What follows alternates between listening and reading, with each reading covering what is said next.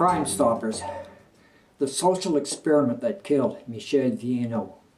Hi, I'm Andre Faust, and I've put this video together in response to the shooting death of Michel Vienneau. What is troubling is that no one wants to assume responsibility for the death of an innocent Canadian because Crimestoppers did not verify the accuracy of the tip that they received from the anonymous tipster. Of course, Crimestoppers will argue that they had no way of verifying the accuracy or the identity of the tipster. Since Crimestoppers cannot identify the tipsters that provided the false information which led to the unfortunate circumstances which claimed the life of Michel Vienneau, Crimestoppers has to assume all responsibility for the needless death. Crimestoppers' hands are soiled with the blood of an innocent man. And what about the two police officers, Constable Patrick Bulger and Mathieu Boudreau? While charges of manslaughter have been dropped, they can't be too happy with Crimestoppers. After all, it was Crimestoppers' erroneous tip that placed these two officers in the position where they killed an innocent man, believing he was a threat to their safety. The two officers are not only police officers, but they are also humans, humans with emotions. The shooting of an innocent man has to have some psychological impact on these officers, not to mention the damage to their reputation in the eyes of the community. On the surface, it would appear that Michel Vienneau was the author of his own misfortune, but that is not the case.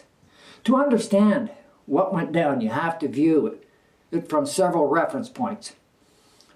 One, from the perspective of Michel Vienneau, and the other from the perspective of the police. And you also have to include time. From Michel Vienneau's point of view, here he was traveling in on the train with his partner, normal day like every other day, traveling, heading back home. Of course, he didn't know at that time what was taking place at the train station. No, that he didn't know. So he arrives thinking that it was just going to be a normal day and he was going to go back to his place of work. He exits the train, enters the building, him and his partner, comes out, and bang, at the other end. Well, this can't be verified. What I've been told anecdotally is that the police that accosted him were not wearing uniforms. So from Michel's point of view, those people were a threat. He didn't know. He didn't know the context, so he did what he did. Natural instinct. So that's on the assumption that he didn't know that they were police officers because they were not wearing uniforms. On the other hand of the coin, if in fact the police officers were wearing a uniform, well then it may have been a simple case of panic. And he just responded on impulse where, he pinned this officer with his car. The other reference point is from the police's point. Here they received a call from Crimestoppers telling them that this big bad evil Michel Vienneau was bringing in drugs. The police, expecting the worst, as what police always do, and rightly so, because it's a very unstable world that we live in and people are very unpredictable. So from the police's point, they're going to arrive there expecting the worst. They think that because they believed Crimestoppers, they expect the worst. They expect that Michel Vienneau is loaded with drugs and possibly armed, because in the drug industry, violence is quite common. So we have the police walking in with that mindset. Meanwhile, we have Michel thinking that he's under attack. He responds by pinning. The police officer perceives that as a threat to their person. They see that person pinned to car. So, of course, naturally, they're going to want to protect their own. They're going to want to protect public safety. So, bang, bang, they shoot Michel Vienneau, stone dead. Bang, end of the road for Michel. Now, the third point of reference is time. This didn't take hours to unfold once Vienneau arrived at the station. No, that happened in a very short period of time.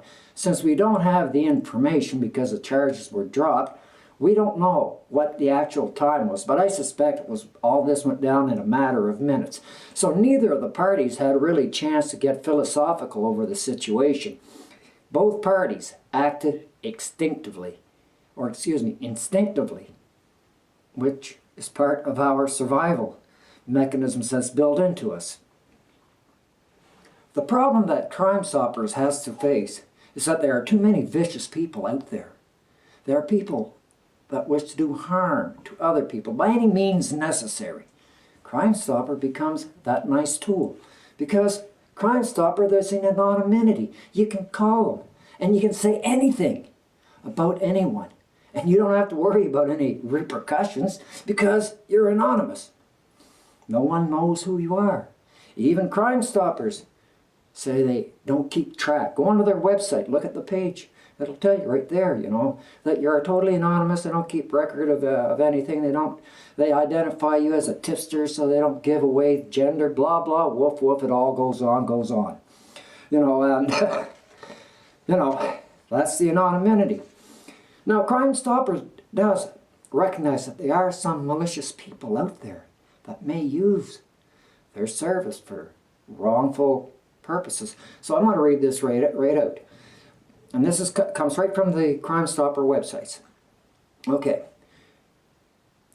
If you go to their site, you'll find the page that tells you that any misuse or abuse of this system is strictly prohibited. Making a false report to law enforcement is a serious offense and may be punishable by law. Well, if Crimestoppers is not classified as a law enforcement, then this warning is useless because this is only applicable if you lie to a police officer or give them false information to lead them on an investigation.